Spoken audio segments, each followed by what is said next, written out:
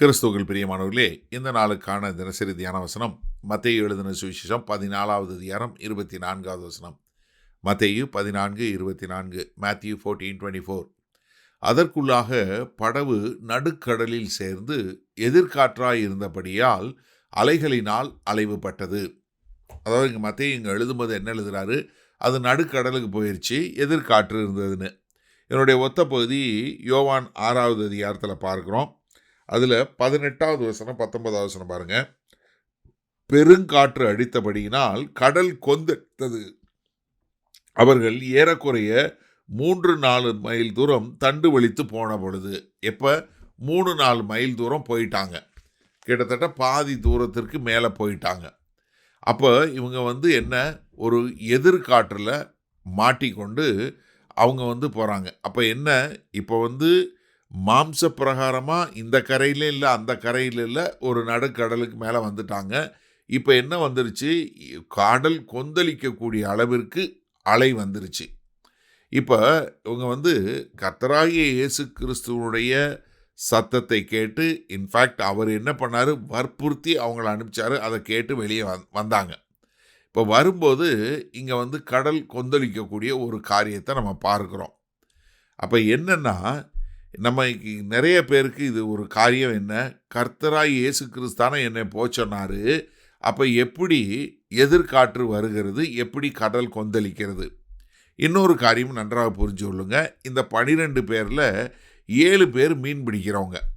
அவங்க வாழ்க்கை முழுவதும், அதுலேயும் விசேஷமாக பேதுரு, அந்திரேயா, யாக்கோபு, யோவான், இந்த 4 பேரும் படகு சொந்தமாக வைத்து மீன் பிடிக்கக்கூடிய மக்கள். இவர்கள் பிஸ்னஸ் கூட்டாளிங்க. அப்போ இவங்க எல்லாருமே இந்த கலிலேய கடலில் எப்பொழுதுமே உள்ளே போய் மீன் பிடிக்கக்கூடிய மக்கள்.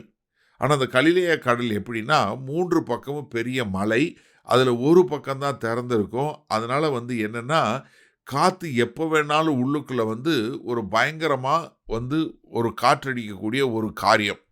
அதனால் இவர்களுக்கு அந்த மாதிரி ரொம்ப லெகுவாக வருங்கிறது தெரியும். அப்போ இதில் என்ன ஒரு காரியம் புரிஞ்சு கொள்ளணும்னா, நம்முடைய வாழ்க்கையில் கர்த்தர் போ சொல்லும்போது அலை அடிக்க தான் செய்யும். புயல் என்பது நம்முடைய வாழ்க்கையில் ஒரு பகுதி. ஆனால் என்னன்னா, கர்த்தருடைய பிரசன்னம் எப்போதும் இருக்கும். புயல் எப்போ வேணாலும் அடிக்கும், கடல் எப்போ வேணாலும் கொந்தளிக்கும். ஆனால் கர்த்தருடைய பிரசன்னம் எப்பொழுதும் இருக்கும்.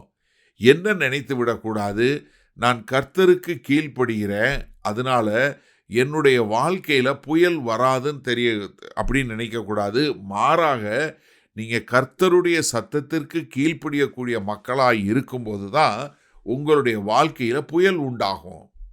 அப்போ புயல் இல்லை கொந்தளிக்கிறது என்பது என்ன பண்ணுது, என்னுடைய விசுவாசத்தை வருத்திக்க பண்ணக்கூடியதாக இருக்கிறது.